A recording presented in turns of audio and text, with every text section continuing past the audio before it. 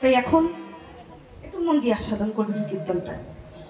এখন আমরা যে লীলাটি আস্বাদন করছি, যে লীলার নাম হচ্ছে সূর্য পূজা লীলা। আপনারা সবাই জানেন যে এই মধ্যাহ্নকালীনে সূর্য পূজা লীলাটি হয়। আচ্ছা মায়েরা, এতদিন তো আপনারা সূর্য পূজা শুনেছেন। আচ্ছা বলুন তো, সত্যি কি রাধারানী সূর্য পূজা করেছিল? রাধারানী কি সূর্য পূজা করেছিল? করে নাই। সূর্য পূজাটা হচ্ছে ছলনা, আসল উদ্দেশ্যটা হচ্ছে গোবিন্দ পূজা। সূর্য পূজাটা ছলনা, আসল পূজাটা হচ্ছে কিন্তু গোবিন্দ পূজা। তার মানে আজকে এই দুপুরবেলায় আমরা সব নরনারীরা আসছি যে সূর্য পূজা লীলা দর্শন করবো বলে। কিন্তু যারা প্রকৃত বৈষ্ণব, যারা ভাবে করে বৈষ্ণব, তারা কিন্তু জানে যে এটা তো ছলনা, আসলে আমরা উদ্দেশ্যটা নিয়ে যাচ্ছি আমার গোবিন্দ চরণ সেবা করার জন্য। বাবা, এই যে আমি দাঁড়িয়ে কীর্তন করছি, 4 ঘন্টা 5 ঘন্টা যতক্ষণ কীর্তন করি না কেন, আমার যতটুকু পূর্ণ অর্জন হবে তার থেকে দ্বিগুণ আপনাদের পূর্ণ অর্জন হবে। কেন? কারণ নববিধা মুক্তির প্রথম উদ্দেশ্যটাই হচ্ছে শ্রবণ। করার যে পূর্ণ ফল তার থেকে দ্বিগুণ পূর্ণ ফল হচ্ছে কীর্তন শোনা। শুনতে হবে, কিন্তু একটু বেছে নেবেন যে কথাটা শুনছেন, যার বদন থেকে শুনছেন, সে সত্যিই তো কৃষ্ণ ভালোবাসে। তো সে সত্যিই তো কৃষ্ণ ভালোবাসে, তার বদনে কি কীর্তন শোনাটা আমাদের উচিত হচ্ছে? এগুলো একটু বেছে নেবেন। আজকে যে গৌরাঙ্গ মহাপ্রভু আমাদের কাছে নাম বিতরণ করেছেন, যে গৌরহরি আমাদের কাছে প্রেম দিয়েছেন, ভালোবাসা দিয়েছেন, বিনা স্বার্থে হরি নামটাকে বিতরণ করেছেন, তার মধ্যে কি কোনো স্বার্থ ছিল বাবা? আজকে যে এই যে আমরা কীর্তনীয়রা যারা গান করতে আসছি, যারা কীর্তন করতে আসছি, আমরা ভালো গাড়ি করে এসেছি, গান শেষ হয়ে যাবে, মোটা টাকা বেতন নেব, তারপর আবার বাড়ি যাব, তাহলে এটা তো স্বার্থের। কিন্তু যখন গৌরাঙ্গ মহাপ্রভু আমার নামটা বিতরণ করেছিলেন, কারোর কাছে কি কোনো টাকা পয়সা নিয়েছিল? কোনো গাড়ি করে, বাস করে, ট্রেন করে বাবা কোনো জায়গায় গেছিল বাবা? কোনো জায়গায় যায়নি। ট্রেন, গাড়ি, বাস কোনো কিছুই ছিল না সেখানে। শুধুমাত্র এই চরণে হেঁটেই নগর আদি গ্রাম সর্বত্র হরি নামটাকে প্রচার করে গেছে। উদ্দেশ্য কি? উদ্দেশ্য হচ্ছে আমাদের মতো কলিহত পাপী তাপী জীবকে উদ্ধার করব বলে। কিন্তু আমরা কলিজীবের মানুষ। আচ্ছা মা, আজকে মন্দির কথাগুলো শুনে আসতে, গল্প গুজব করার অনেক সময় পাবেন আসতে। আচ্ছা, কোনো এখান থেকে যদি কোনো মা উঠে, একজন কেউ যদি উঠে আমাকে একটা 5 ভরির যদি একটা স্মরণের যদি বালা দেয়, মন্দির শুনবে, কোনো মা উঠে আমাকে একটা স্মরণের বালা দিয়ে বলছে কীর্তনী আমি এটা আপনাকে উপহার করলাম, উপহার দিলাম। এবার ওই স্মরণের বালাটা যখন আমি পাবো, আমি তাকে কি বলবো? ধন্যবাদ বলবো না? যে স্বর্ণের বালাটা আমাকে দিয়েছে তাকে আমি বলবো ধন্যবাদ। আচ্ছা, এই স্বর্ণের বালার দাম হতে পারে 5 লাখ টাকা। আপনি আমাকে দান করেছেন, আপনি আমাকে দিয়েছেন, আমি পরবো। কিন্তু বলতে পারেন যে ওই 5 ভরির বালাটা পরার মতো যদি আমার এই হাতটাই না থাকে, তাহলে কি ওই 5 লাখ টাকার কোনো আমার কাছে মূল্য আছে? থাকবে কোনো? থাকবে না। তাহলে যেজন আমাকে 5 ভরির গয়না দিল তাকে আমি ধন্যবাদ বললাম ওই চুড়িটার জন্য, হাতে পরবার জন্য। কিন্তু যে দয়াল এত সুন্দর হাত দুটোকে দিয়েছে তাকে কতবার ধন্যবাদ বললাম। একটা স্বর্ণের চেন পরছি, ওরাই ঘুরে বেড়াচ্ছি, চোখে কাজল পড়ছি, খারাপ দৃষ্টিতে নজর দিচ্ছি, পায়ে নুপুর পড়ছি, খারাপ জায়গায় যাচ্ছি। কিন্তু যিনি দয়াল এত সুন্দর আমাদের দেহটাকে দিয়েছে, সুন্দর 2টি হাত দিয়েছে, সুন্দর 2টি পা দিয়েছে, সুন্দর একটা বদন দিয়েছে, 2টি নয়ন দিল গোবিন্দ দর্শন করবো। আজ আমরা কেউ কিন্তু তার কাছে গিয়ে ধন্যবাদ জানাই না। এখন ভক্তরা বাবা, আপনারা যারা কৃষ্ণ প্রেমী ভক্ত, আর দেখবেন আপনারা এখনই যদি কোনো বৈষ্ণবকে বলেন, কোনো ভক্তকে বলেন কীর্তন করো, হরিনাম করো, দেখবেন অনেকেই বলে ওঠে যে কীর্তন করে লাভ কি? কি পাবো? কীর্তন শুনলে কি পাবো? আচ্ছা, এইটা বিচার করেছেন আপনি কি পাননি? কীর্তন করে কি পাবো? কি পাননি আপনি? যা পাওয়ার ছিল না সবই তো দিয়েছে, শুধুমাত্র একটু কর্ম করবেন।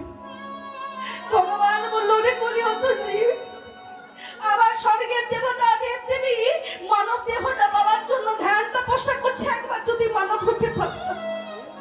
আর আমরা কলি হতো জীব, আমরা মানব দেহ পেয়ে মানব জাতিটা পেয়ে কেউ বদল মনে মনে বলতে পারছে।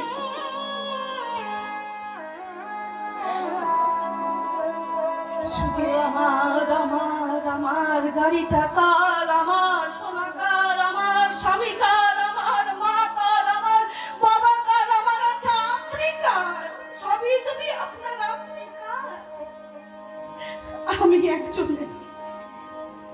এই যে আত্মাটা রয়েছে মা, এই আত্মার একটাই পরিচয়, জীব কৃষ্ণের নিত্য দাস। আমরা সবাই হচ্ছি ভগবানের চরণের দাস। তাহলে দাসের কর্তব্য কি না? দাসের কর্তব্য হচ্ছে প্রভুর সেবা দেওয়া। তাই আমরা দাস হয়ে জগতে এসেছি, কারণ আমরা রাধা গোবিন্দের চরণের সেবা দেব, রাধা গোবিন্দের নাম করব, তাছাড়া আমরা আরো কোনো কিছুই দেখব না। তাই কৃপা করে, আমাদের তো অনেক সময় হয়েছে মা, আমাদের বয়স কিন্তু দিনকে দিন বাড়তে চলেছে, কমছে না, বেড়ে চলেছে।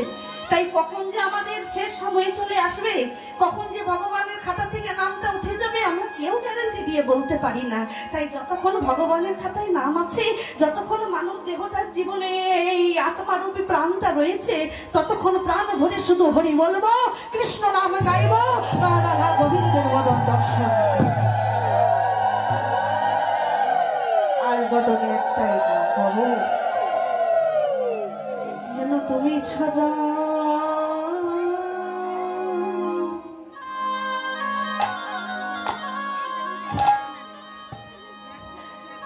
তুমি ছাড়া যেন আর যা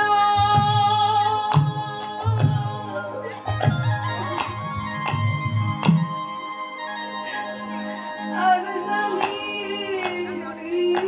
না। মধু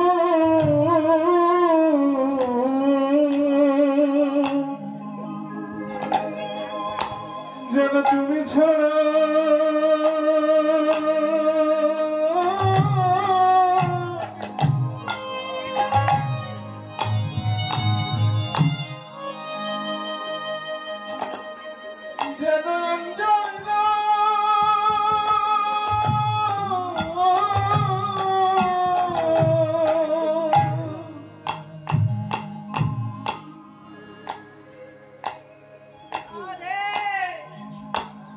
প্রভু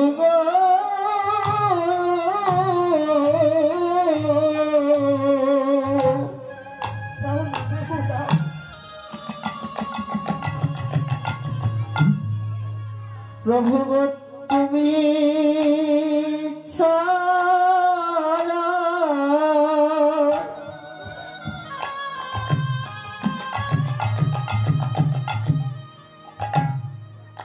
আমি কিছু জানি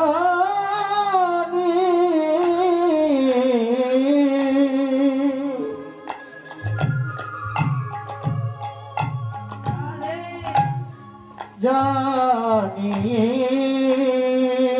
না, যেন ওই চরণে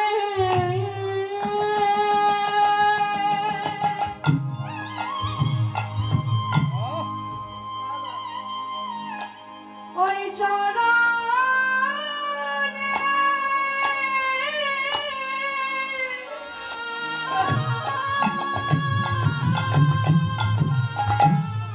ওই চরণে মতি থাকে।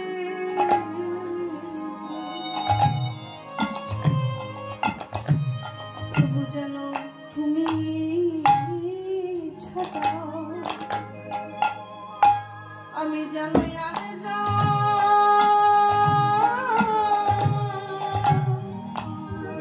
আর জানি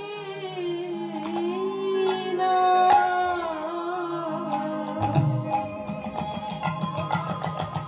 যেন ওই চরণে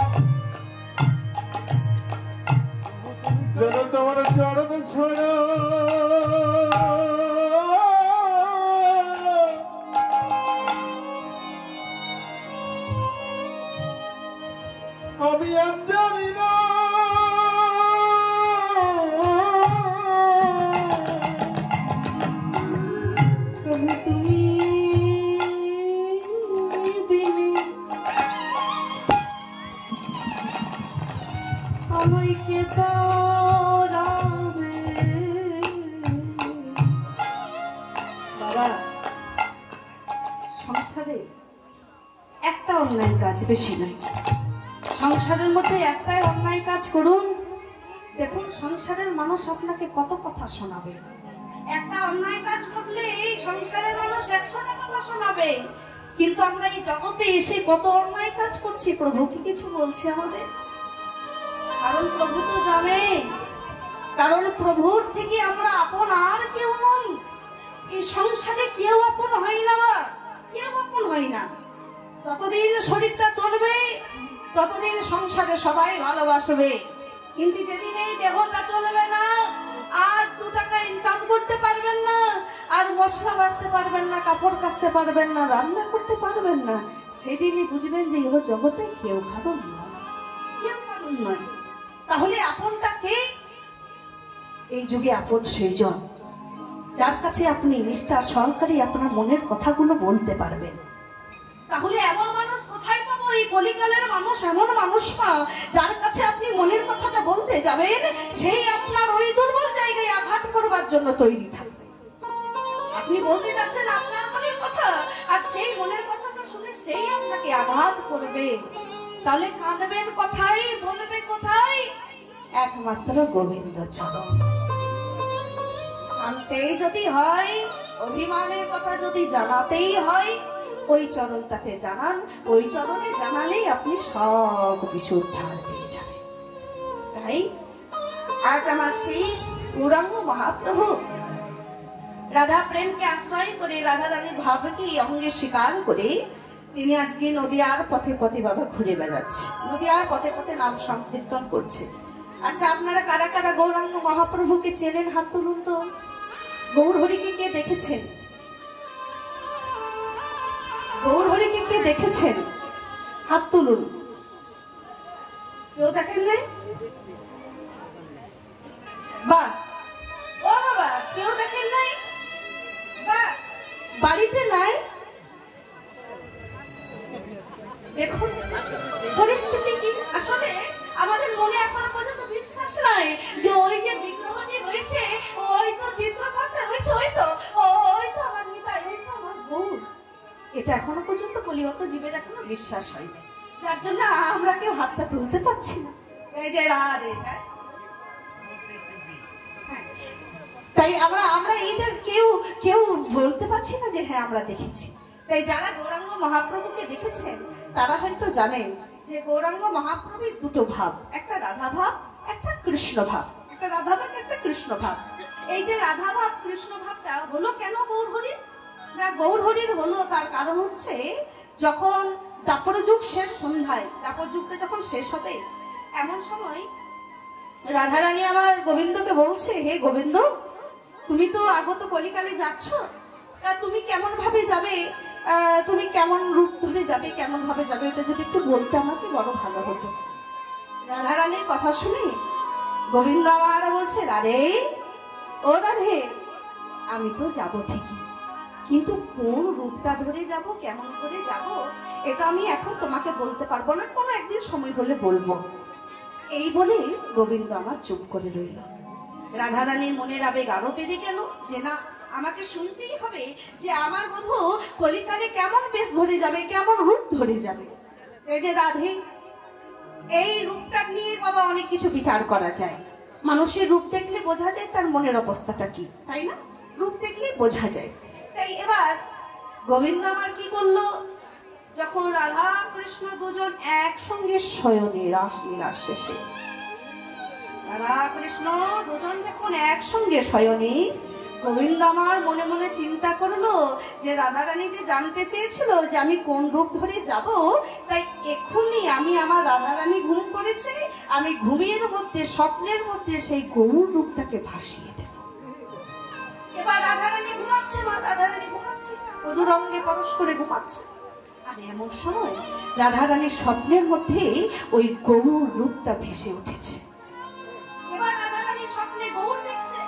এবার স্বপ্নের মধ্যে যখন গৌরকে দেখছে রাধারানী অবাক হয়ে যাচ্ছে, কত সুন্দর দেখতে, আজ আরো লম্বিতা ভুজ কত লম্বা, বাবা রে কি সুন্দর সোনার মতন গায়ের রং, কপালে কত সুন্দর তিলক, গায়ে কত সুন্দর নামাবলী, আর আর চরণটা যেন দেখে মনে হচ্ছে গঙ্গা যমুনা সরস্বতী বয়ে চলেছে, এত সুন্দর চরণটি, ইস কত সুন্দর দেখতে। এই রূপটাকে দেখতে দেখতে রাধারানী স্বপ্নের মধ্যেই গৌরকে ভালোবেসে ফেলেছে। স্বপ্নে অনেকক্ষণ স্বপ্নটা দেখছে তো, আর একটা পুরুষকে যদি অনেকক্ষণ দেখা যায়, একজনকে যদি অনেকক্ষণ দেখা যায়, দেখবেন কিছু না কিছু তার ভালো লেগে মনটা একটু প্রেম পড়ে যায়। এবার ভালোবেসে ফেলেছে, আর জয় মুহূর্তে ভালোবেসে ফেলেছে। এবার রাধারানী ধীরে ধীরে ঘুমটা ভাঙছে। যখন রাধারানী ধীরে ধীরে ঘুমটা ভাঙছে, রাধারানী মনে মনে চিন্তা করলো, ইস আমি তো এখন আমার বধূর সঙ্গে শয়নে আছি, আর আমি আমার বধূর সঙ্গে শয়নে থেকে একটা পরপুরুষকে দেখলাম, আর শুধু তো দেখি নাই, আমি তো আমার মনে মনে তো আমি তো তাকে একটু ভালোবেসে ফেলেছি। এটা কেন হলো আমার সঙ্গে? এটা তো হওয়ার কথা নয়, কারণ এই বৃন্দাবনে কোনোদিন আমি কোনো পরপুরুষের মুখের দিকে তাকাই না। রাধারানী বলছে যে বৃন্দাবনে কোনোদিন আমি কোনো পরপুরুষের দিকে তাকাই না, তাহলে আজকে স্বপ্নের মধ্যে ওই পরপুরুষকে দেখলামই বা কেন, আর তাকে ভালোবাসলামই বা কেন, কেন এমন হলো আমার? এই বলে রাধারানী কাঁদতে বসেছে। আর রাধারানী যখন কাঁদছে, বাবা ভগবান সব সহ্য করতে পারে মা, কিন্তু ভক্তের কান্না সহ্য করতে পারে না। এবার রাধারানী কান্না দেখে গোবিন্দ আমার রাধারানীকে বলছে, রাধে ও রাধে, কাঁদছো কেন রাধে? বধূ, জানো বধূ, আজকে না একটা অনেক বড় অন্যায় করে ফেলেছি বধূ, অনেক বড় অন্যায় হয়ে গেছে। কি হয়েছে রাধে? জানো বধূ, আজ আমি স্বপ্নের মধ্যে একটা পরপুরুষকে দেখেছি, আর ওই পরপুরুষকে দেখে আমি মনে মনে তাকে ভালোবেসে ফেলেছি। ও বধূ, এখন আমার কি হবে আমার উপায়? গোবিন্দ আমার বললো, ভালোবেসে ফেলেছো রাধে? আচ্ছা রাধে, কেঁদো না গো, কেঁদো না। তুমি যাকে স্বপ্নের মধ্যে দেখেছো সেই পরপুরুষটি আর কেউ নয়, সেই পরপুরুষটি হচ্ছে আমি, সেই পরপুরুষটি হচ্ছে আমি। রাধারানী বলছে, না না না, এটা তো তুমি হতে পারো না। কেন? না, আমি যাকে স্বপ্নে দেখেছি সে তো আজ অনুলম্বিত ভুজ সোজা, আর তুমি তো পাকা শ্যাম, তা তুমি পাকা থেকে এত লম্বা হলে কি করে? কেনই বা হলে? গোবিন্দ আমার বলছে, রাধে জানো রাধে, এই দাপর যুগে আমি বাঁকা হয়ে দাঁড়িয়েছি, তাই আমার দাপর যুগের ভক্তরাও বাঁকা পথে হাঁটতে গিয়ে কেউ কখনো কৃষ্ণ পেল না। তাই আগত কলিকালে আমি নিজে সোজা হয়ে দাঁড়াবো, আর আমার কলিহত জীবকে সোজা পথে কৃষ্ণ নাম দিয়ে উদ্ধার করে দেব। রাধারানী বলছে, বধূ আচ্ছা দাঁড়াও বধূ দাঁড়াও, তুমি যে বলছো সেটা তুমি, আমি যাকে স্বপ্নে দেখেছি সে তো হচ্ছে ফর্সা, তুমি তো কালো, বাঁকা থেকে লম্বা হয়েছে সোজা হয়েছে বুঝেছি, তবে আমি যাকে স্বপ্নে দেখেছি সে ফর্সা, আর তুমি তো কালো। রাধে, তুমি এখনো আমাকে কালো বলবে রাধে? রাধে, কালো তো আমাকে তারাই দেখে যাদের হৃদয় মন্দিরটা ময়লা, কালো তো আমাকে তারাই দেখে যাদের চোখে কোনো ভগবানের প্রতি প্রেম ভালোবাসা থাকে না। আমি কালো না রাধে, আমি কালো না, আর আমি কালো থেকে আমি ফর্সা হয়েছি কেন জানো? কারণ এই উজ্জ্বল বরণ দেখে আমি তোমাকে স্বপ্নের মধ্যে এই রূপটাকে দেখালাম, তার একটাই কারণ, আমি মনে মনে ভাবলাম যদি একবার আমার রাধারানী এই রূপটাকে দেখে একটু যদি ভালোবাসে।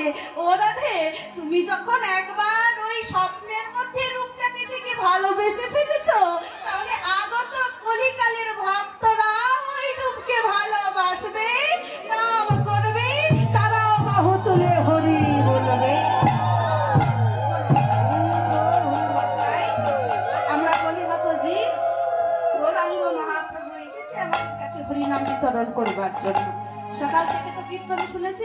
কিন্তু একবারও আমি আপনাদের বদন থেকে কীর্তন শুনতে পাই নাই। মানে আমি তো মাইকে শুনতে পাচ্ছি যেখানে আমাদেরকে থাকতে দিয়েছে, তাই আপনারা যে কীর্তন করছেন এটা শুনতে পাচ্ছি না, কীর্তনিয়া কীর্তন করছে এটা শুনতে পাচ্ছি। তাই আমি যখন দাঁড়িয়েছি এবার আপনারা আমার সাথে একটু কীর্তন করবেন সেই হরে কৃষ্ণ মহামন্ত্র নাম। কেমন? সবাই মিলে একটু 2 হাত তুলে বলুন তো, হরে কৃষ্ণ হরে কৃষ্ণ। হাত নামবে না। কৃষ্ণ কৃষ্ণ হরে হরে, হরে রাম হরে রাম, রাম রাম হরে হরে। সবাই একসাথে বলুন ধ্বনি দিয়ে, বলুন ধ্বনি। কৃষ্ণ কৃষ্ণ হরে হরে, হরে রাম হরে রাম, রাম রাম হরে হরে, হরে কৃষ্ণ হরে কৃষ্ণ। সবাই তালে কৃষ্ণ কৃষ্ণ হরে হরে, হরে রাম হরে রাম, রাম রাম হরে হরে, হরে কৃষ্ণ হরে কৃষ্ণ, কৃষ্ণ কৃষ্ণ হরে হরে, হরে রাম হরে রাম, রাম রাম হরে হরে, হরে কৃষ্ণ কৃষ্ণ কৃষ্ণ হরে হরে, হরে রাম হরে রাম, রাম রাম হরে হরে, হরে কৃষ্ণ কৃষ্ণ কৃষ্ণ হরে হরে, হরে রাম। ধ্বনি দিয়ে হরে রাম, রাম রাম হরে হরে, হরে কৃষ্ণ হরে। আমি তো গাইছি, আপনারা শুনছেন কিনা বোঝা যাচ্ছে না, কিছু বাজবে না এখন। হ্যাঁ, আবার সকল মায়েরা বাবারা করবে, তা বাবার একটু বন্ধুকে মায়েরা বলুন। হ্যাঁ, মা আমার সাথে বলুন, হরে কৃষ্ণ হরে কৃষ্ণ, কৃষ্ণ কৃষ্ণ হরে হরে, হরে রাম হরে রাম, রাম রাম হরে হরে। আস্তে, অনেক মায়েরাই বলছে জোর গলায়, আবার অনেক মা কি করছে বলুন তো, নিজের গলাটা বের করবে না বলে মানে বদনটা শুধু হেলাচ্ছে। হ্যাঁ, এই যে সবার কারি ফাঁকে ফাঁকে হয়ে যাবে। তা মাগো, আপনি বসে আছেন, গান করছেন কিনা আমি শুনতে পাচ্ছি না ঠিকই, কিন্তু যার অভিবাসনে বসে আছে তার চোখে ফাঁকি দেওয়া যাবে? কীর্তনী আছে তো ফাঁকি দিতে পারবেন। আরে আর একটু জোরে মায়েরা, আর একটু জোরে বলুন, সবাই বলুন, হরে কৃষ্ণ হরে কৃষ্ণ, কৃষ্ণ কৃষ্ণ হরে হরে, রাধে হরে রাম হরে রাম, রাম রাম হরে হরে। খুব সুন্দর হয়েছে, খুব সুন্দর। এবার একটু বাবারা, আমি জানি বাবারা অনেক ভালো হবে। হ্যাঁ বাবা, একটু সবাই হাতে তালি দিয়ে বলুন তো, হরে কৃষ্ণ হরে কৃষ্ণ কৃষ্ণ হরে হরে, বাবা বাবা হরে রাম হরে রাম, রাম রাম হরে হরে। জয় জয় রাধে। খুব সুন্দর হয়েছে, খুব সুন্দর। এবার মায়েরা বলো, সবাই তুলুন, সবাই মিলে একসাথে হাত তুলুন, সবাই হাত তুলুন, সবাই একসাথে বলবো, হরে কৃষ্ণ হরে কৃষ্ণ, কৃষ্ণ কৃষ্ণ হরে হরে, হরে রাম হরে রাম, রাম রাম হরে হরে। সবাই উলুধ্বনি মায়েরা, হরে কৃষ্ণ হরে কৃষ্ণ, কৃষ্ণ কৃষ্ণ হরে হরে,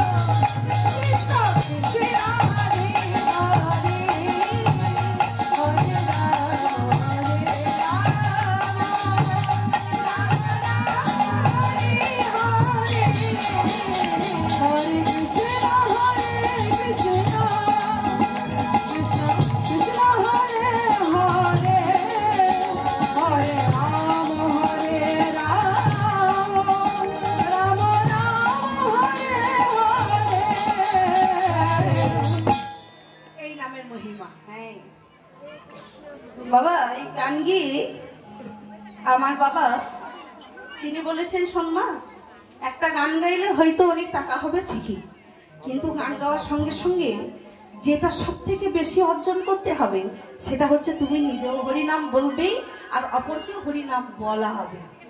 এই যে আপনাদেরকে বলাতে পেরেছি এটাই অনেক। জয় জয় রাধে। খুব ভালো থাকেন আপনারা। আজ গৌরাঙ্গ মহাপ্রভু এই আপনাদের মতো শত ভক্তগণকে সাথে করে আজ সুরধনী তীরে সকল ভক্তগণকে সাথে করে হরিনামের খেলা খেলছে। আমরা যেমন ভাবে খেললাম কৃষ্ণ নামের খেলা খেলছে। আর এই খেলা খেলতে খেলতে গৌরাঙ্গ মহাপ্রভুর হঠাৎ করে রাধা ভাবের উদয় হয়েছে।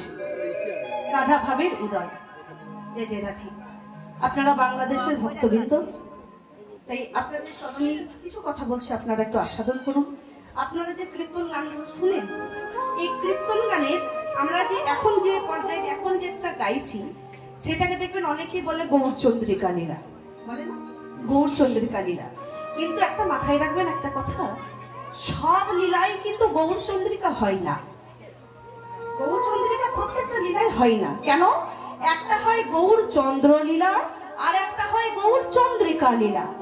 গৌরচন্দ্র লীলা কোনটি না, যখন গৌরাঙ্গ মহাপ্রভু কৃষ্ণ ভাবে ভাবিত থাকে তখন সেটাকে বলা হয় গৌরচন্দ্র, আর যখন গৌরাঙ্গ মহাপ্রভু রাধা রানীর ভাবে ভাবিত তখন সেটাকে বলা হয় গৌরচন্দ্রিকা লীলা। মানে এতক্ষণ যে গোষ্ঠ লীলাটা আপনারা শুনেছেন তখন গৌর হরি ছিল কৃষ্ণ ভাবে ভাবিত, তাই সেটা ছিল গৌরচন্দ্র লীলা। আর এখন গৌরাঙ্গ মহাপ্রভু রাধা রানীর ভাবে ভাবিত, এটা হচ্ছে গৌরচন্দ্রিকা লীলা। এই গৌরচন্দ্রিকা লীলায় গৌরাঙ্গ মহাপ্রভু যখন রাধা রানীর ভাবে ভাবিত হলো, তখন রাধা রানীর ভাবে ভাবিত হয়ে এই মধ্যাহ্ন কালে রাধা রানী যে সূর্য পূজা লীলা করেছে, এই সূর্য পূজা লীলার কথাটি গৌর হরির আমার স্মরণ হয়েছে, গৌরাঙ্গ মহাপ্রভুর স্মরণ হয়েছে। আর যেই না গৌরাঙ্গ মহাপ্রভুর স্মরণটা হয়েছে, এমন সময় গৌরাঙ্গ মহাপ্রভুর শরীরের মধ্যে অনেক ভাবের উদয় হচ্ছে।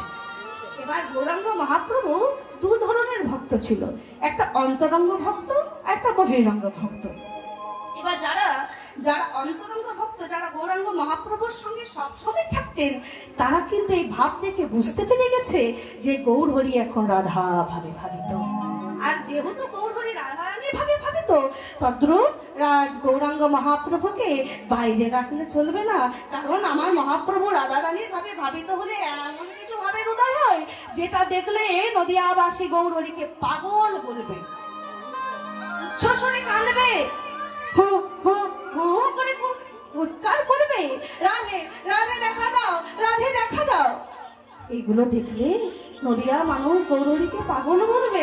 না না না না, যেহেতু গৌরহরি এখন রাধা রানীর ভাবে ভাবিত হয়ে গেছে, তদ্রু আজকে গৌরাঙ্গ মহাপ্রভুকে সব অন্তরঙ্গ ভক্তরা ঘরের মধ্যে নিয়ে গেল। যেই না ঘরের মধ্যে নিয়ে গেছে, সেবা সঙ্গনী ঘরের মধ্যে নিয়ে গেছে, এমন সময় অন্তরঙ্গ ভক্তদেরকে পেয়ে গৌর হরি বলছে, গো আর বিলম্ব নয়, আজ আমি এই সুরধনির কুলে দাঁড়িয়ে আমি একটা পূজা করব, সুরধনির কিনারায় দাঁড়িয়ে আমি পূজা করব। জয় জয় রাধে। ও মায়ের আপনারা পূজা করেন? পূজা করেন তো? আচ্ছা, যে পূজাটা আমরা করি, এই পূজা বানানটা বলুন তো, বাংলায় পূজা বানানটা? পূজা পয়ে দীর্ঘকার, বর্গী জয়ের আকার, তাহলে প আছে, দীর্ঘকার আছে, বর্গী জ আছে, আর আকার আছে। এই চারটে শব্দ নিয়ে পূজা। পূজা কি সব সময় পূজা আমাদের হয় গো? শুনে যান, এই যে প শব্দটা ব্যবহার করলো, প শব্দের অর্থ কি? প শব্দের অর্থ হচ্ছে পবিত্র। পয়ের নিচে আছে দীর্ঘকার, দীর্ঘকার শব্দের অর্থ কি? উপাচার। তার পাশে আছে বর্গীজ, বর্গীজ শব্দের অর্থ কি? জপ। আর তার পাশে আছে আকার, আকার শব্দের অর্থ কি? আচার করা, মানে আচরণ করা। তার মানে পূজা অর্থটা পুরোটা বানানোর অর্থ কি হলো? পবিত্র উপাচারে জপ আচারকে বলা হয় পূজা করা। পূজা করা মানে এটা নয় যে ভগবানের কাছে ফল দিয়ে দিলাম, মিষ্টি দিয়ে দিলাম, শাড়ি কাপড় দিয়ে দিলাম, নাও নাও, না। আপনি যদি আপনার কাছে কিছু যদি না থাকে, দেহটাকে পবিত্র করে যদি এক মনে যদি ভগবানের নামটাকে জপ করতে পারেন, তাহলে আপনার দেহর মধ্যে পূজা করা হয়ে যাবে।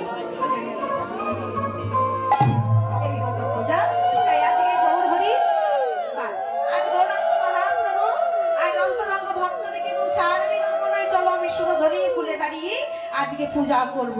গৌরহরির ভক্তরা সঙ্গে পেয়ে বলছে, আচ্ছা প্রভু, তাহলে পূজা করতে গেলে কি কি দরকার?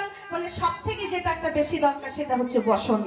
পূজা করতে গেলে আমার একটা বসন লাগবে, তাড়াতাড়ি একটা বসন এনে দাও। এবার যেই না বলেছে বসন এনে দাও, আজ অন্তরঙ্গ ভক্তরা কি করেছে, গৌরহরি যে বসন পরে বা ওই ধুতি নামাবলী গায়ে, সে একটা ধুতি এনে দিয়েছে। আর গৌরহরি যেহেতু রাধা ভাবে ভাবিত, তো তাই আজকে ধুতিটা ধুতির মতন করে না পরে আজকে ডান দিকে আঁচল করে পড়ছে, শাড়ির মতন করে। ভক্তরা অবাক হয়ে গেছে, কি প্রভু তো প্রতিদিন ধুতি পরে, আজকে ধুতি দিয়েছি সেটা কিনা শাড়ির মতন করে পড়ছে, আবার ডান দিকে আঁচল করে। ও ভাইরা খেয়াল করবেন, আমরা এই রমণীরা আমরা কোন দিকে আঁচল করেছি? বা দিকে। কিন্তু জানেন মা, যখন যদি আপনারা বৃন্দাবনে যান, বৃন্দাবনে প্রত্যেকটা ব্রজগোপী, প্রত্যেকটা বৃন্দাবনবাসী ওই ডান দিকে আঁচল করে তারা শাড়ি পরে, ডান দিকে আঁচল করে তারা শাড়ি পরে। আর ডান দিকে আঁচলটা হলে ঘোমটাটা কোন দিকে হবে মা? বাম দিকে ঘোমটাটা হবে। তাই আজকে গৌরাঙ্গ মহাপ্রভু ডান দিকে আঁচল করেছি আর বা দিকে ঘোমটাটা করেছে। সবাটি হয়েছে কেমন? আজি মাঝ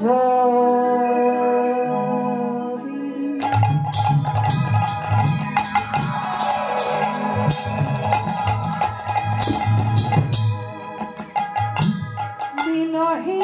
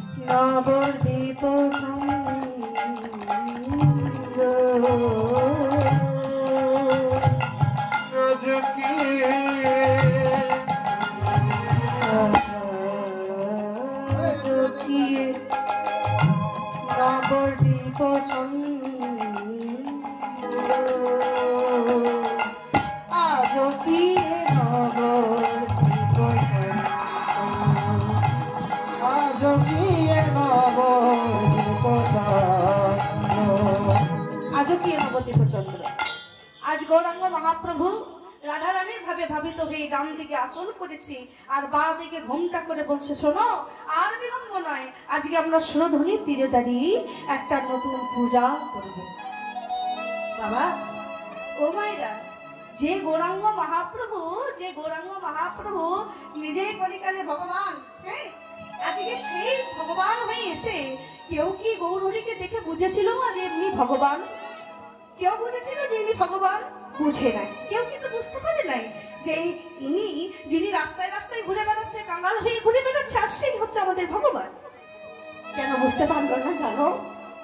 কারণ এটা শিখিয়ে দেওয়া হয়েছিল তাকে। এটা গৌরহরিকে শিখিয়ে দিয়েছিল। কে শিখিয়ে দিয়েছিল? না তার প্রাণময়ী রাধা রানী। একদিন দ্বাপর যুগে রাধা রানী গোবিন্দকে ডাকছে। যেই না গোবিন্দকে ডেকেছে, গোবিন্দ ছুটতে ছুটতে রাধা রানীর কাছে এসে বলছে, রাধে, ও রাধে, দেখেছো রাধে? রাধে দেখেছো? রাধে দেখেছো? ও রাধে, আচ্ছা আচ্ছা, তুমি তো আমাকে ডেকেছো, তোমার কথাটা নিশ্চয়ই শুনবো, কিন্তু তার আগে তুমি একটা আমাকে কথা বলো তো। কি কথা বধূ? আচ্ছা রাধে, এই বিশ্বব্রহ্মাণ্ডে তো সবাই আমাকে কৃষ্ণ কৃষ্ণ বলে ডাকে, কিন্তু জানো রাধে, কারোর কাছে যেতে আমার মন চাই না। ডাকে সবাই, কিন্তু কারোর কাছে যেতে আমার মন চাই না। কিন্তু জানো রাধে, তুমি আর তোমার এই অষ্টসখী যদি একবার কৃষ্ণ বলে ডাকে, আমি তাদের কাছে তোমাদের কাছে আসার জন্য আকুল হয়ে যায়, ব্যাকুল হয়ে যায়। কেন কেন কি দিয়ে ডাকো রাধে তুমি? তোমার এই অষ্টসখী কি এমন জিনিস দিয়ে আমায় ডাকো যার জন্য আমি সব কিছু ছেড়ে তোমাদের কাছে চলে আসি? কি আছে তোমাদের মধ্যে? রাধারানী এই কথাটা শুনে রাধারানী বলল, বধূ, কি আছে আমাদের কাছে? তবে শোনো, যেটা আমাদের মধ্যে আছে সেটা জানবার মতো তোমার কোনো ক্ষমতা নেই। গোবিন্দ বলছে, কি? যে বিশ্বব্রহ্মাণ্ডকে আমি সৃষ্টি করলাম, যাদেরকে আমি সৃষ্টি করেছি, সে নাকি বলছে যে একটা কথা বোঝার মতো আমার কোনো ক্ষমতা নেই। ওরা কি এমন কথা রে? এই কথাটা তুমি বুঝতে পারবে না। আমরা যে কি দিয়ে ডাকি এটা তোমার বোঝার ক্ষমতা হয়নি। কেন কেন কেন জানো? তবে শোনো, একজন ভিখারি, একজন বৈষ্ণব, ভিখারি নয় গো, বৈষ্ণব, যিনি পাঁচটা দুয়ারে মাধবপুরে করে নিয়ে এসে সেই মোটা চাল, আতপ চাল দিয়ে সেই ভোগ রন্ধন করে গোবিন্দকে সেবা দিয়ে সেই প্রসাদ পায়। জানো বধূ, আজকে সেই বৈষ্ণবটি একটা 5 তলার বাড়ির নিচে দাঁড়িয়েছে। 5 তলা, একতলা দুতলা নয়, 5 তলা। 5 তলা বাড়ির নিচে দাঁড়িয়ে আঁচল পেতে বলছে, ভিক্ষাং দেহি। যেই না ভিক্ষাং দেহি বলেছে, বাড়িতে তো কেউ নাই। এমন সময় 5 তলা উপর থেকে যিনি মালিক, সে হঠাৎ করে কথা শুনতে পেয়েছে। আর সেই মালিকটি 5 তলা উপর থেকে ওই জানলাটা খুলে বলছে, কে এসেছে তোমাকে? ও তুমি তো একটা বৈষ্ণব। আচ্ছা হে বৈষ্ণব, তুমি যে এই যে 5টা দুয়ারে ভিক্ষা করো, এই যে সরু আতপ মোটা আতপ চাল পাও, সেই চাল ভাত রান্না করে, বাবা রাজা তো মানে 5 তলা মালিক তো জানে না যে রান্না কাকে বলে, ভোগ কাকে বলে। তুমি সেই রান্না করে তুমি নিজে পাও। তো আচ্ছা, তোমার এই আতপ চাল পেয়ে এই আতপ চাল খেতে কেমন, এটা একটু বলবে? 5 তলা মালিকটা বলছে। সেই সময় বৈষ্ণবটি গলায় বস্ত্রটা নিয়ে হাত জোড় করে বলছে, হে মহাজন, আপনার মুখের ওপর কথা বলার কোনো অধিকার আমার নাই। আপনার সঙ্গে যে দুটো কথা বলবো এই যোগ্যতা আমার নাই। তবে আপনি প্রশ্নটা যখন করেছেন, তাহলে একটা কথা বলি মহাজন, আমি তো এই যে 5টা দুয়ারে ভিক্ষা করি, আমি যে সরু চাল মোটা চাল পাই, আমি যখন এই চালটা রন্ধন করে ভগবানকে ভোগ লাগাই, সেই ভোগ যখন আমি প্রসাদ পাই, এটার স্বাদ কেমন, এটা জানতে গেলে আপনাকেও যে 5 তলা থেকে আমার মতো ভিখারির বেশটা ধরতে হবে। আমার মতন 5টা দুয়ারে ভিক্ষা করুন, ওই আতপ চাল পান, তবেই তো জানবেন এই চালের স্বাদ কেমন। এই কথাটা কে বলছে? না আমি কীর্তনীয় তনুশ্রী না, এই কথাটা বলছে রাধারানী গোবিন্দকে বোধ। ওই পাঁচতলার মালিক যেমন বোঝে না যে বৈষ্ণবের কত জ্বালা, তেমনি তুমি তো ভগবান, তুমি তো রাজা, তুমি কি করে জানবে এই কাঙালি দিদির মনের অবস্থাটা কি? শুধু তো ভগবান হয়েই থাকলে বধূ, এবার যদি তোমার এই রাজ সিংহাসনটা ত্যাগ করে আমাদের মতন একবার যদি কাঙাল হয়ে হা কৃষ্ণ বলে কাঁদতে পারো, তবেই তুমি বুঝবে কৃষ্ণ নামে কত জ্বালা, কৃষ্ণ নামে কত জ্বালা। ও মায়েরা,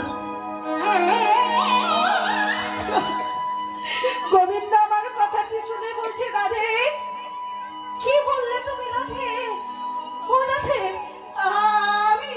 আমি জানো রাধে, আমি অস্ত্র চালাবার জন্য গুরু ধরেছি।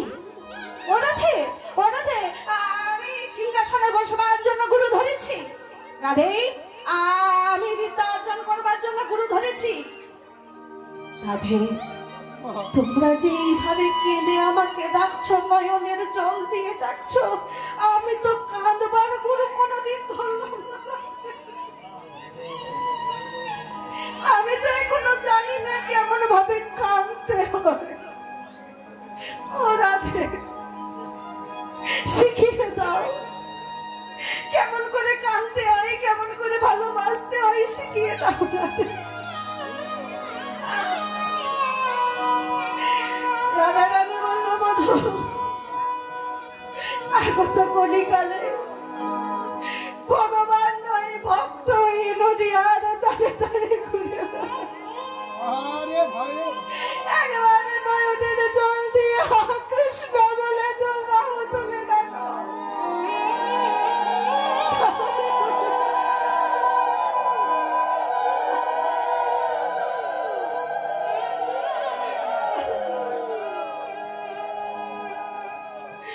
যদি ডাকার মতো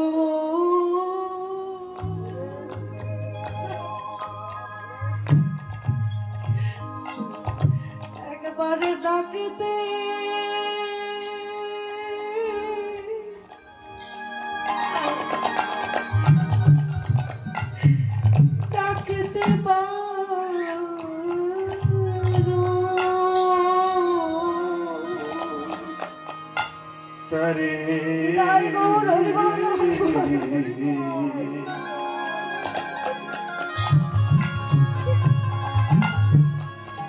যদি ডাকার মতো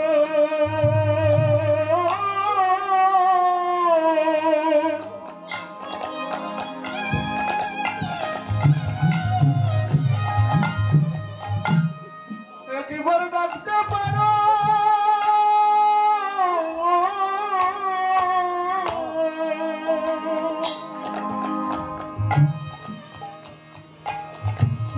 যদি ডাকার মতো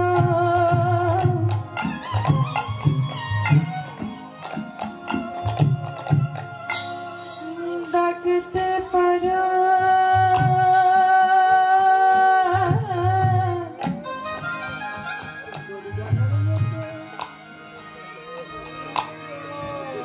যদি ডাকার মতো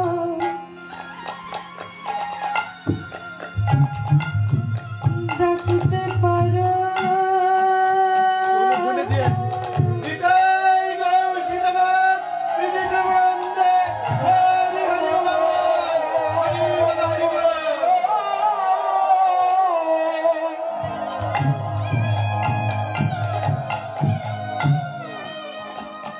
তারা ডাকতে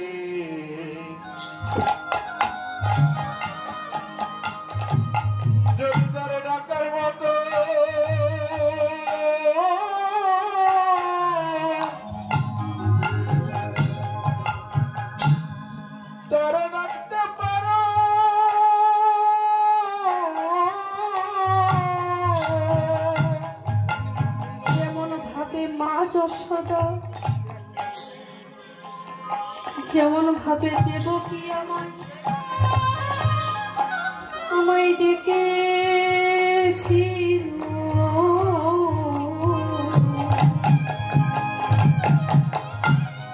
শুধু ডাকার মতো একবার ডাকিতে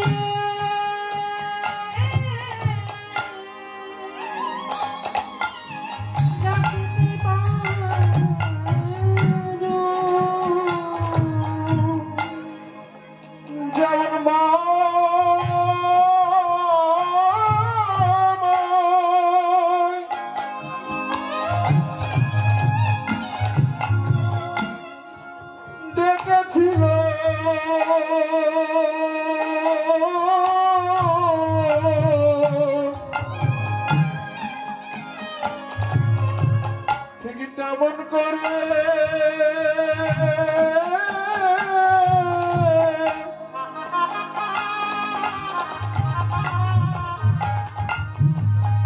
আমায় ডাকিতে পারো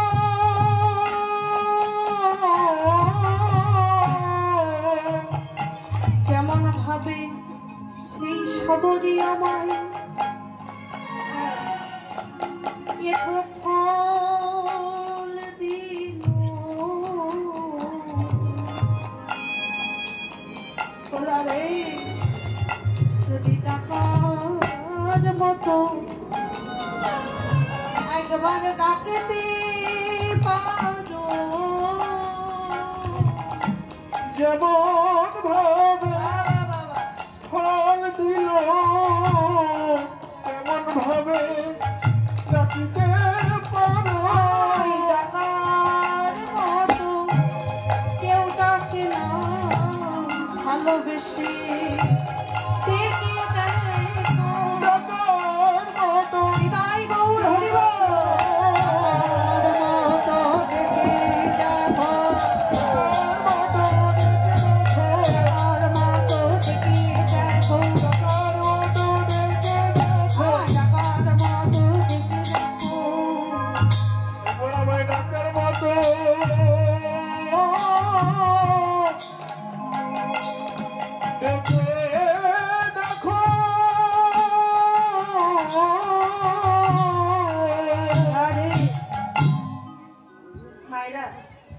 বাবারা, আজকে আপনারা কীর্তন শুনতে এসেছেন, আমরা সবাই এসেছি একসাথে একত্রিত হয়েছি হরিনাম কৃষ্ণ নাম শুনবার জন্য। আচ্ছা মা, ও বা আপনারা কি জানেন যে আসনটাতে আপনারা বসে আছেন সেটার নাম কি? সেই আসনের নাম কি? যে আসনটাতে আপনারা বসে আছেন, যে আসনটাতে আমি দাঁড়িয়ে আছি, এই আসনটার নাম হচ্ছে ব্যাস আসন। ব্যাস আসন জানেন? কীর্তনটা শোনার, কীর্তনটা আমরা শুনছি কেন, এলাম কেন, এই যে বসে আছি, কীর্তনটা শুনলে কতটুকু লাভ হবে, কতটা লাভ বাদ দিন, এই কতটুকু পাচ্ছেন দেখুন। ভগবান বলে দিল, শোনো, যখনই তোমরা গিয়ে ওই হরিসভায় গিয়ে ওই ব্যাস আসনটাতে বসবে, যখনই তুমি ওই ব্যাস আসনে বসে গেলে মনে করবে তোমার ডান পাশে বসে আছে তোমার গুরুদেব, তোমার বাম পাশে বসে আছে গোলক বিহারী গোবিন্দ, তোমার নিচে বসে আছে মা ধৈত্রী, আর তোমার উপরে বসে আছে তোমাদেরই পূর্বপুরুষরা। তারা জানো, যারা মৃত্যুর পর পাপের ফলে ভূত লোকে প্রেত লোকে ঘুরে বেড়াচ্ছে, উদ্ধার পাচ্ছে না, আর তারা শুধু আপনাদের দিকে তাকিয়ে বসে আছে। ওরে আমার পরিবারের যদি কোনো সন্তান যদি ওই ব্যাস আসনে বসে যদি নয়ন জলে দেখে, একবার যদি গোবিন্দকে ডাকতে পারে, তাহলে তাদের জন্য আমরা উদ্ধার। তাহলে বুঝুন, আপনার জন্য, আপনার এইটুকু কীর্তন শোনাবার জন্য আপনার পিতামাতারা উদ্ধার হবে, আপনার গুরুদেব উদ্ধার হবে, আপনার জন্য গোলক বিহারী উদ্ধার পাবে, আপনার জন্য মা ধরিত্রী উদ্ধার পাবে। কত পবিত্র এই জায়গাটা। তাই কৃপা করে মায়েরা এই জায়গায়, কৃপা করে এই জায়গায় বসে কোনো গল্প গুজব কোনো কিছু করা যাবে না। আর দেখবেন অনেক আসরে থাকে, অনেক রকমের ভক্ত থাকে, তবে এক রকমের ভক্ত তো আসে না, অনেক রকমের ভক্ত সে কীর্তন নিয়ে এটা ভুল বলছে, এটা গাইছে, এগুলো কখনো বলবেন না। ভুল গাক ঠিক গাক, ভগবানের নাম তো বলছে বাবা, আজকে ভগবানের নাম তো বলছে, ব্যাসাসনে বসে কাউকে কখনো বিচার করা যাবে না, এটা ভুল এটা ঠিক। আমরা এখানে সবাই ভক্ত, আর বিচারক একজন, সেটা হচ্ছে চৈতন্য মহাপ্রভু, তিনি আমাদের বিচার করবে। তাই আর সেই গৌরাঙ্গ মহাপ্রভু দাঁড়িয়ে বসন্তি করেছে। এবার ভক্তরা বলছে, ভক্তরা তো জানি যে মহাপ্রভুর সঙ্গে এবার মেলাতে হবে, বলছে আচ্ছা প্রভু বসন্ত না হয় বললেন, পূজা না হয় করবেন, তা পূজা করতে গেলে আর কি দরকার? বলে শোনো তাহলে কি দরকার। আহা ধূপ দি গন্ধ পুষ্প, ধূপ দি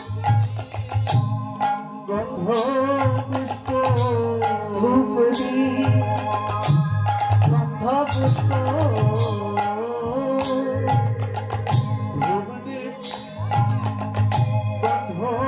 পুষ্প, মিষ্টান্ন সাজাও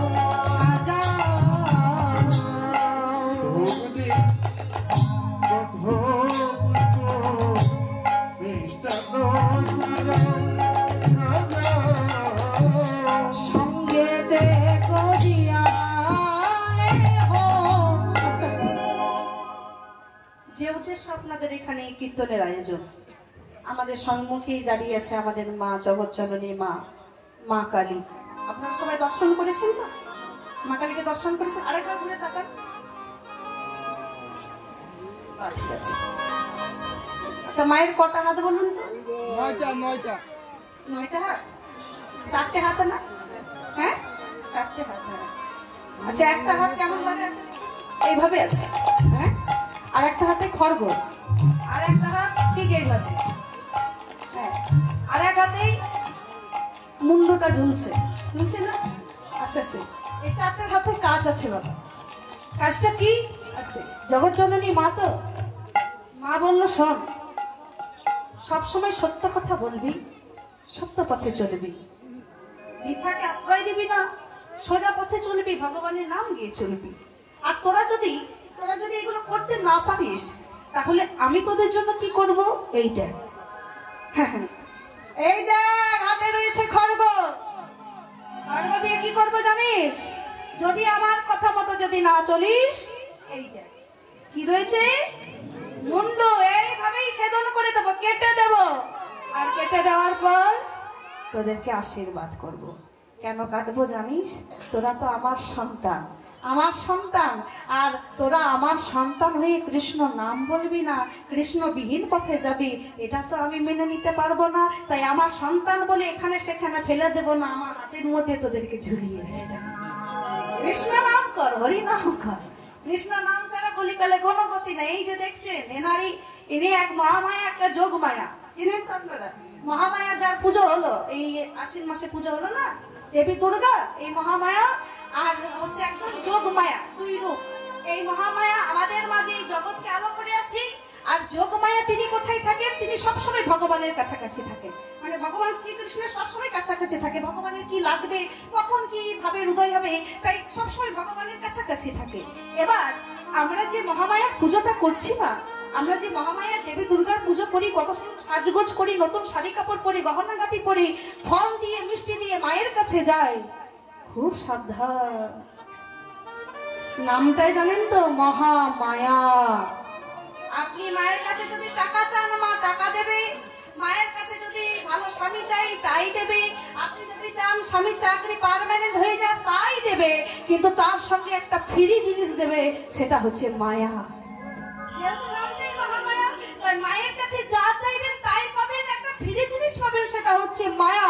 তাই খবরদার, মায়ের কাছে চাওয়ার জন্য কিছু চাইবেন না, শুধু একটা কথা বলবেন, হে মায়া, মহামায়া, তোমার কাছে ধন জন দৌলত চাই না, শুধু একটা বর চাই, যাতে কৃষ্ণ পথে যেন আমাদের মতি হয়।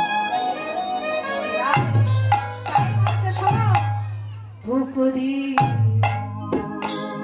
পূজা করতে হবে, গন্ধ পুষ্প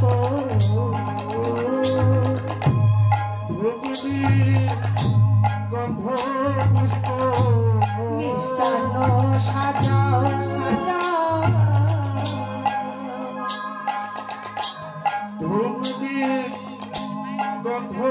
পুষ্প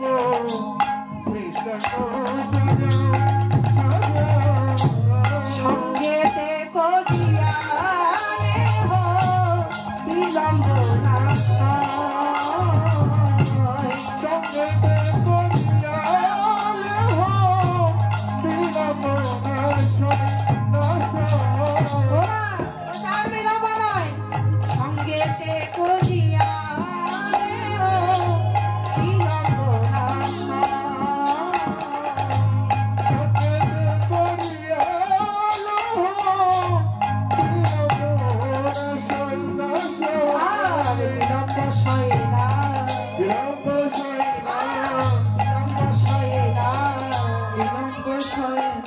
শুদ্ধ করে সাজাও তোমরা বিলম্ব সয় না। শুদ্ধ করে সাজাও তোমরা বিলম্ব সয় না। আমরা সূর্য পূজা করতে যাব, বিদায় গৌরবে বলে হরিবল।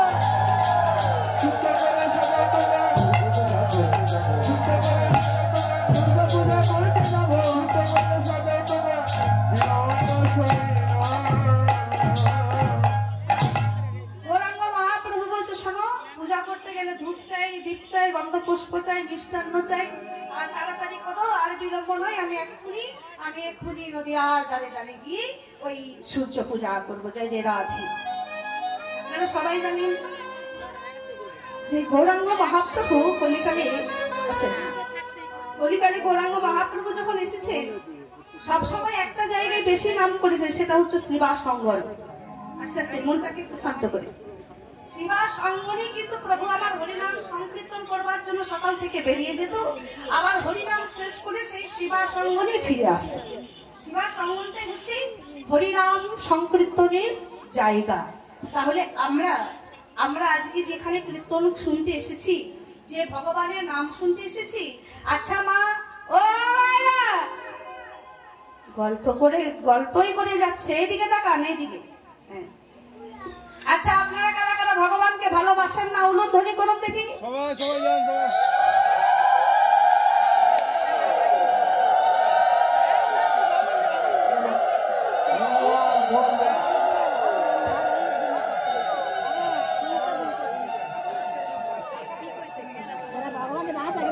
হ্যাঁ, দেন, আরো দেন।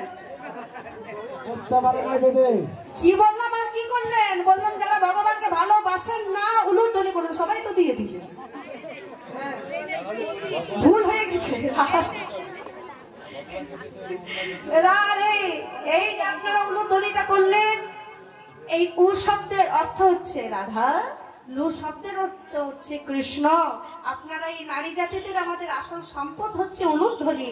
যদি কোনো নারী জাতি কৃষ্ণ সেবা না দিয়েও যদি দিতে নাও পারে, যদি সকাল সন্ধ্যা একবার করে যদি উলুধ্বনিটাও দেয়, তাহলে ভগবানের নাম জপ করা তার হৃদয় মন্দিরে পবিত্র হয়ে যায়। আজকে বলছে, শোনো, আর বিলম্ব নয়, তাড়াতাড়ি করে সাজাও, আমি সূর্য পূজা করতে যাব। গৌরাঙ্গ মহাপ্রভুর কথা মতো সকল ভক্তগণ আজকে তৈরি হয়ে গেছে, আর সকল ভক্তগণ তৈরি হয়ে গৌরাঙ্গ মহাপ্রভুকে বলছে, চলো আমরা আরাধ্য গো দীনমণি, আমরা আরাধিব দীনমণি, আরাধ্য গো দীনমণি, আরাধিব দীনমণি, বাসনা বাসনা, আরাধিব দীনমণি, পুরাব বাসনা বাসনা।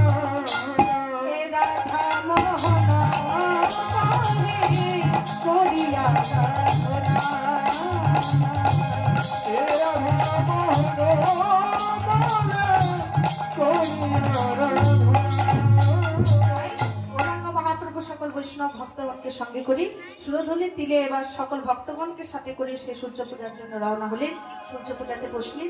চলুন আমরা সবাই মিলে একবার বাহু তুলে বলি বলি এই মহাপর্বর সাথে সূর্য পূজাটা সমর্পণ করি। আমরা তারপর মধুময় বৃন্দাবন যাবো রাধারানীর সূর্য পূজা লীলা দর্শন করতে।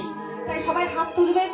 তাই আমি এসেছি বাবা, আপনাদেরকে দেখে খুবই ভালো লাগছে, কারণ আপনারা ভগবানের কথাটা এত সুন্দর মন দিয়ে শুনছেন, মনে হচ্ছে যে আমি কিছু বলি।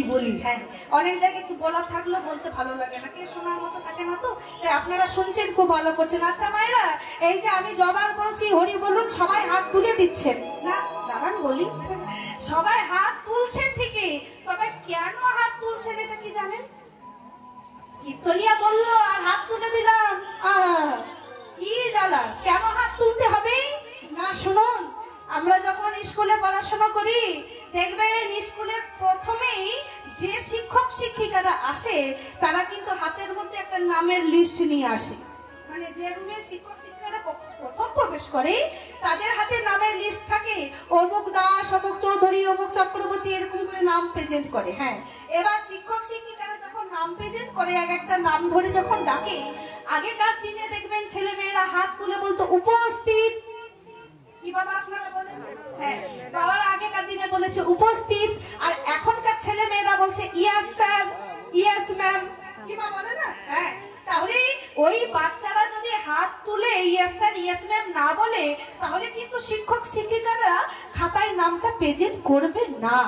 যদি স্কুলে থেকেও যদি হাত না তুলে ইয়েস স্যার, ইয়েস ম্যাম না বলে, তাহলে যেমন নাম প্রেজেন্ট হয় না, তেমনি ও মায়েরা আমরা তো সবাই ভগবানের স্কুলে চলে এসেছি গো, সেই গৌরাঙ্গ মহাপ্রভুর পাঠশালায় সবাই চলে এসেছি। এবার যদি আমরা হাত দুটো না তুলি, তাহলে ভগবানের খাতায় নামটা উঠবে কি করে যে আমি এই আসনে বসে কীর্তনটা শুনেছি? তাই ভগবানের খাতায় নামটা উঠাতে গেলে একবার দু হাত তুলতে হবে। সবাই মিলে দু হাত তুলে একবার, সবাই একসাথে কৃষ্ণ বলে বাহু তুলে নাচরে হরি বলে। সবাই একসাথে, সবাই একসাথে তালে তালে, 1 2 3 4। কৃষ্ণ বলে বাহু তুলে নাচরে কৃষ্ণ বলে। সবাই ধরে দিয়ে বলে বাহু তুলে নাচরে কৃষ্ণ বলে বাহু তুলে হরি বলে।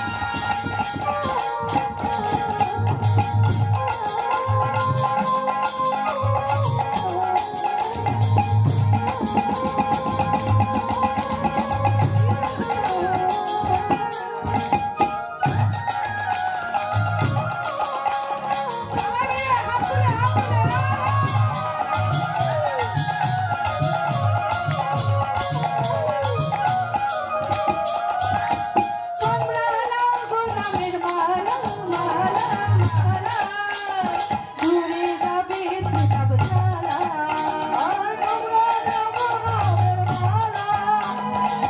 দূরে যাবে সব জ্বালা নামের মালা মালা মালা দূরে যাবে সব জ্বালা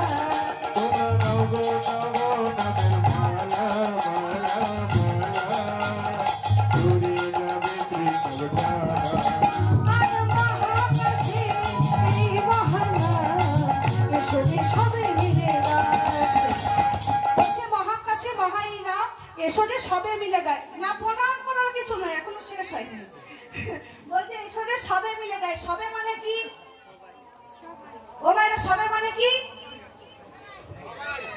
হ্যাঁ সবাই মানে সবাই মানে যিনি গান লিখেছেন তিনি বলছেন কীর্তনী একা গাইবে না যারা শুনছে তাদেরকেও গাইতে হবে হ্যাঁ আমার দোষ নেই কিছু তাই এবার আপনারাও গাইবেন আমার সাথে সবাই হাত তুলে বলুন হরে কৃষ্ণ নামে কৃষ্ণ কৃষ্ণ নাম হরে কৃষ্ণ নামে ভজ কৃষ্ণ কৃষ্ণ নাম জোরে জোরে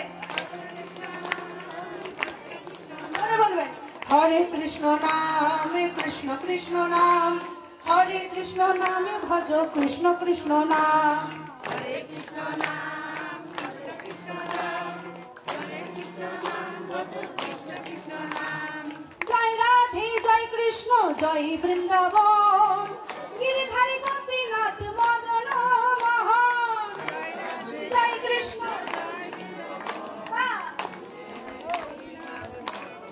বলুন জয় রাধে জয় কৃষ্ণ জয় বৃন্দাবন গিরিধারী গোপীনাথ মদন মোহন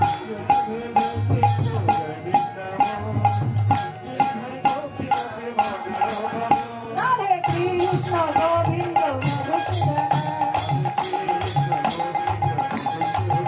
রাধে কৃষ্ণ গোবিন্দ মধুসূদন এবার একসাথে একবার কৃষ্ণ বলে বাহু তুলে